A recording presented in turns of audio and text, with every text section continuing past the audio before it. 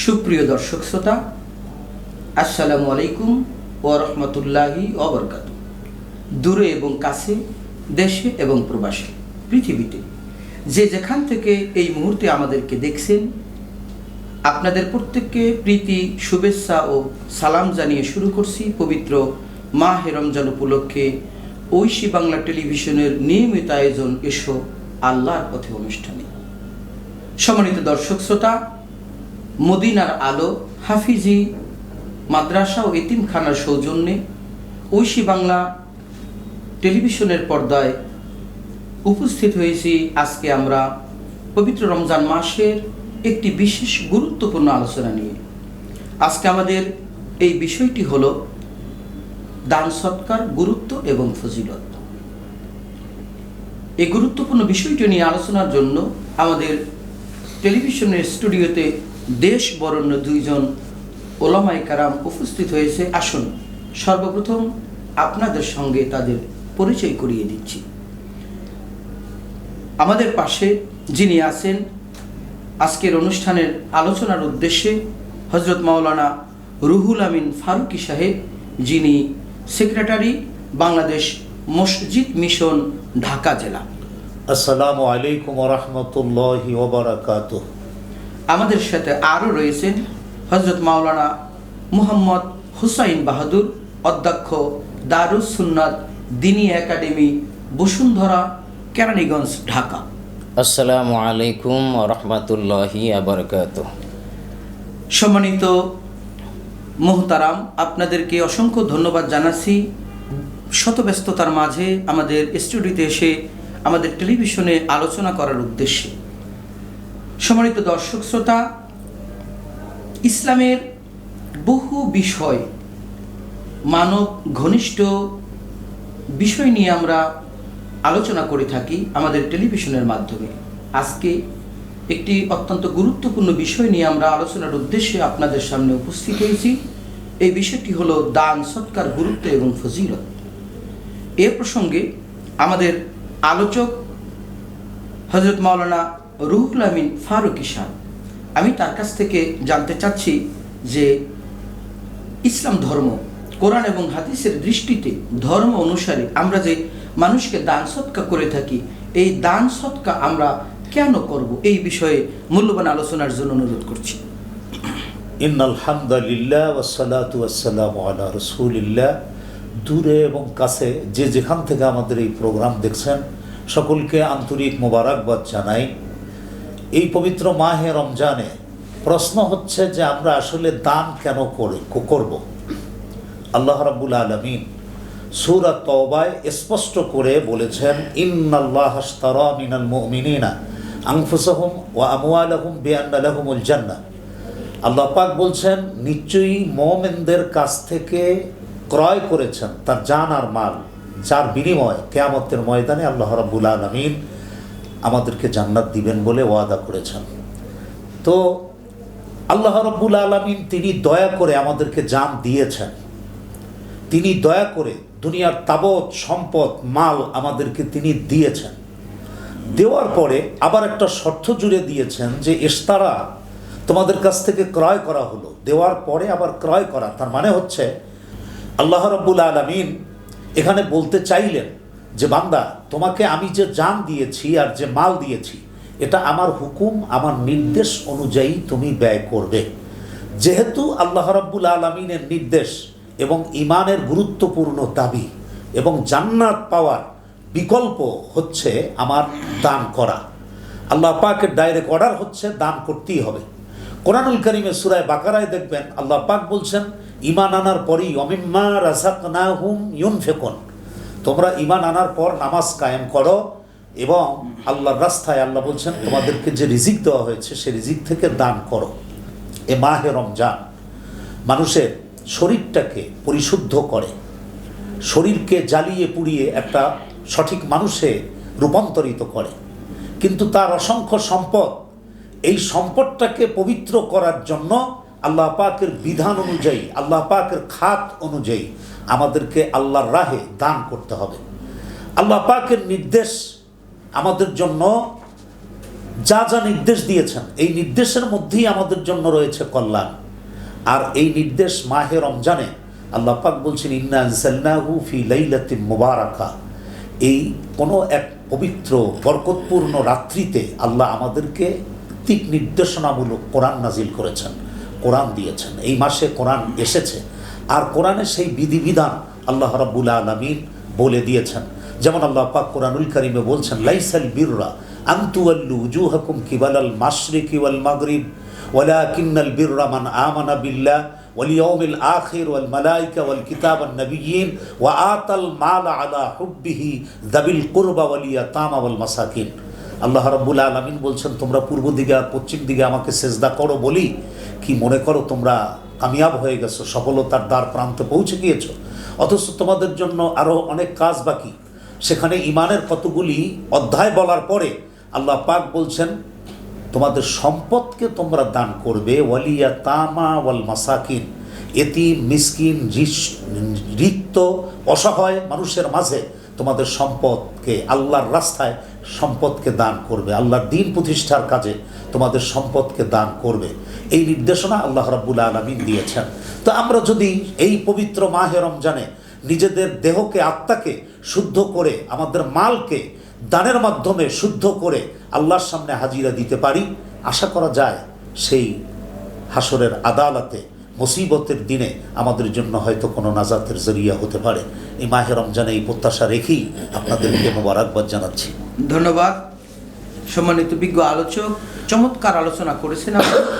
আসলে দান করলে সম্পদ বাড়ে, এটি হলো মূল প্রতিপাদ্য কথা, যে একজন মানুষ যখন তার কষ্টার্জিত সম্পদ থেকে গরিব মিসকিনের মাঝে যখন এটাকে বিতরণ করে দান করে, এই দানের মাধ্যমে আল্লাহ রাব্বুল আলামিন তার ধনকে বৃদ্ধি করে দেয়।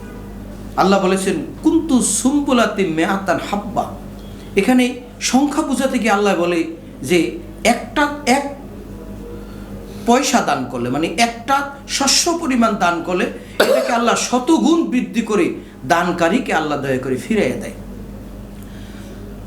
সম্মানিত আলোচক, আমি আপনার কাছ থেকে জানতে চাচ্ছি, হযরত মাওলানা মোহাম্মদ হুসাইন বাহাদুর শাহ, আপনার কাছ থেকে জানতে চাচ্ছি যে মাহে রমজানে আমরা দান করব। দান তো সবসময় করতে পারি, গোটা বছর ব্যাপী আমরা দান করব, কিন্তু মাহে রমজানে দান করলে আলাদা কি বৈশিষ্ট্য এবং মাহে রমজানের মধ্যে দান করলে কি হয়, কি পাওয়া যায়, এই দানের গুরুত্ব সম্পর্কে আপনি কিছু বলেন। সম্মানিত উপস্থাপক, আপনাকে আন্তরিক মোবারকবাদ সুন্দর একটি বিষয় আমাকে উপহার দেওয়ার জন্যে। যে আমরা 12টি মাসই আমরা দান করি, কিন্তু মাহে রমাদানে দানের গুরুত্বটা এত বেশি কেন এবং কি ফজিলত? সম্মানিত হাজিরিন, রমাদান শব্দের মূল ধাতু রমদুন থেকে নির্গত, যার একটি অর্থ দান করা, জ্বালিয়ে দেওয়া, পুড়িয়ে দেওয়া, প্রখর রৌদ্রের তাপ। তো যাই হোক, রমাদান মাসটা এমন একটা মাস, এমন একটা ইবাদত, যে ইবাদতটা অনেক ইবাদতের সমন্বয় আমাদের মাঝে আগমন করেন। যেমন কোরআন তেলাওয়াত, নফল নামাজ পড়া, এভাবে দান সৎকার করা। আর দান সৎকার ব্যাপারে হাদিস শরীফে এসেছে আন ইবনে আব্বাস রাদিয়াল্লাহু ক্বাল কানা রাসূলুল্লাহ সাল্লাল্লাহু আলাইহি সাল্লাম আজওয়াদান নাস ওয়া কানা আজওয়াদু মা ইয়াকুনু ফি রমাদান। যে হাদিস শরীফের ভিতরে হযরতে আব্বাস রাদিয়াল্লাহু তাআলা আনহু বর্ণনা করেন যে রাসূলুল্লাহ সাল্লাল্লাহু আলাইহি সাল্লাম ছিলেন সর্বাধিক দানকারী, তিনি সবার চেয়ে বেশি দান করতেন। আর রমজান মাসে তার দানের মাত্রাটা এত বেশি বাড়াই দিতেন যখন জিবরাইল আমিন তার সাথে আগমন দেখা সাক্ষাৎ করতেন। আর মাহে রমজানে প্রতি রাতে জিবরাইল আলাইহিস সালাম আল্লাহ রসুলের সাথে দেখা সাক্ষাৎ করতেন এবং কোরআন নিয়ে চর্চা করতেন। আর প্রত্যেকটা দান সৎকারের ব্যাপারে, আল্লাহ রসুলের প্রত্যেকটা নেক কাজের ব্যাপারে প্রবাহিত বায়ুর ন্যায় তিনি উদারভাবে এভাবে দান সৎকার, বিভিন্ন নেক আমল তিনি আরও বাড়িয়ে দিতেন, বৃদ্ধি করে দিতেন। সম্মানিত হাজিরিন, আমরা মাহে রমজানে যেহেতু একটা মোবারক মাস, যেই মাসে 70 গুণ সওয়াব বেশি আমরা পাই। যেমন 1 টাকা রমজানে দান করলে অন্য সময় 70 গুণ 70 টাকা। কেউ যদি 1000 টাকা রমজানে দান করে তাহলে অন্য সময় 70,000 টাকা দান করলে যে সওয়াব, তো এই দিক থেকে আমরা সোয়াবের বৃদ্ধি এবং মাহে রমজানে বেশি বেশি আল্লাহ রসুল যেভাবে দান সৎকার করেছেন, সাহাবায়ে কেরাম করেছেন, এই দিক থেকে আমরা বিবেচনা করে মাহে রমজানে দানের গুরুত্ব অপরিসীম এবং আমাদের বেশি বেশি প্রত্যেকেরই দান সৎকার করা উচিত পবিত্র মাহে রমজানে। ধন্যবাদ সম্মানিত আলোচক। সম্মানিত দর্শক শ্রোতা, দান আমরা গোটা বছর ব্যাপী করতে পারি, কিন্তু রমজান মাসে দান করলে আমাদের আলোচক যেভাবে বলছিলেন যে একটি দান করলে 70 গুণ, এটাকে আল্লাহ রাব্বুল আলামিন দয়া করে 700 গুণ পর্যন্ত বৃদ্ধি করে দিতে পারে।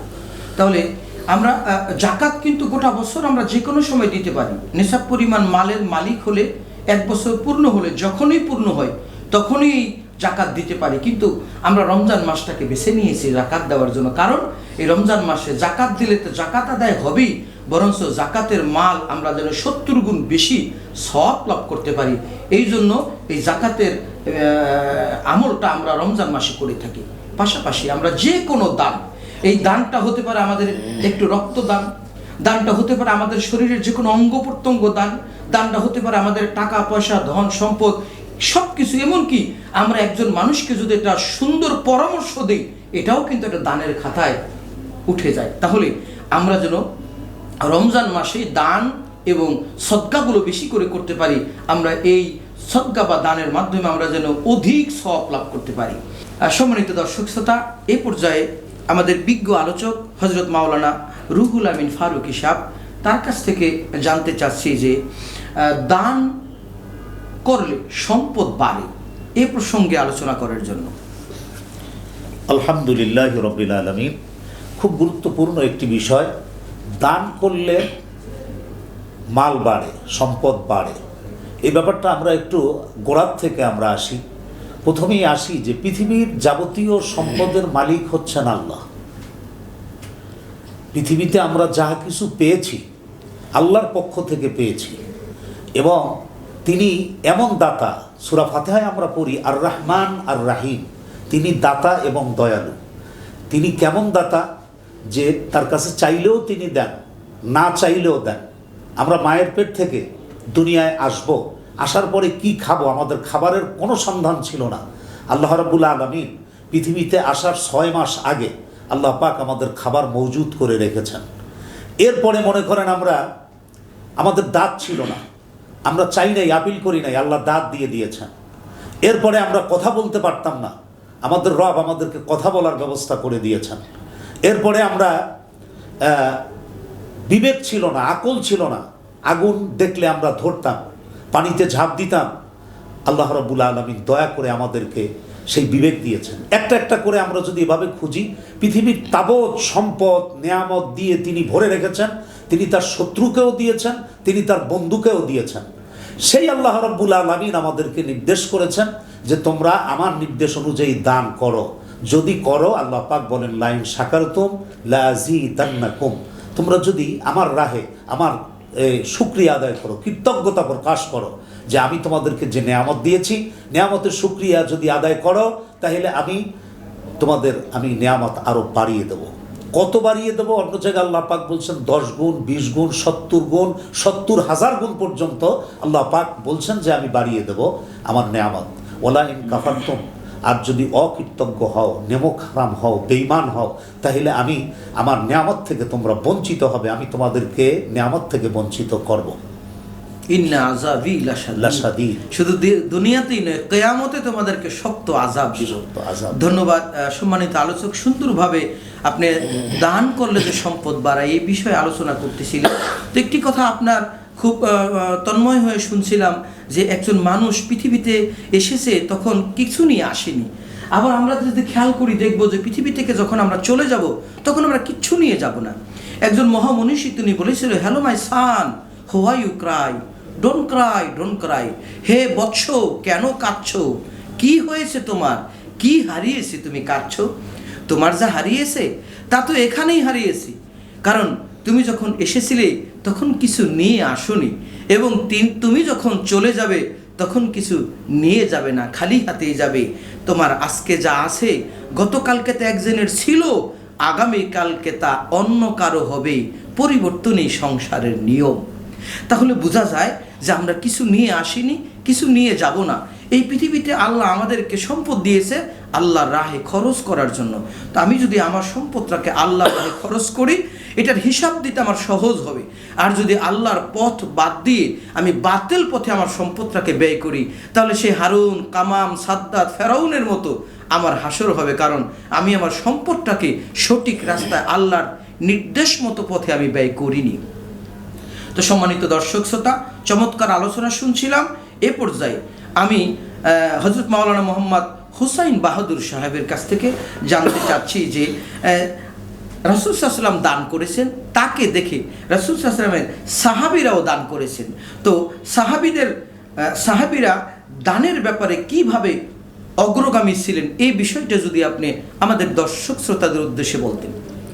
আলহামদুলিল্লাহ, সম্মানিত হাজিরিন, রাসূল পাক সাল্লাল্লাহু আলাইহি ওয়াসাল্লাম সবচাইতে দানবীর ছিলেন, আমরা হাদিস থেকে শুনেছি।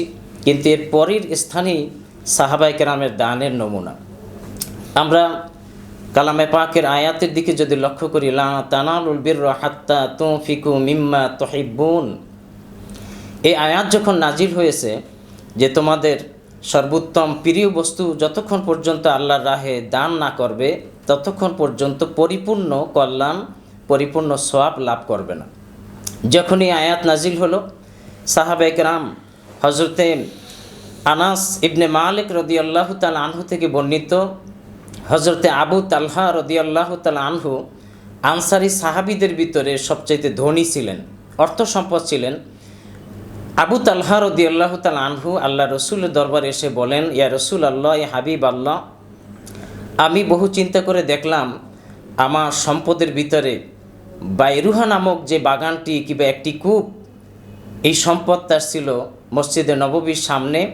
এই বাগানে আল্লাহ রসুল মাঝে মধ্যে আসতেন এবং এই কূপের পানি আল্লাহ রসুল পান করতেন, অত্যন্ত মিষ্টি পানি ছিল।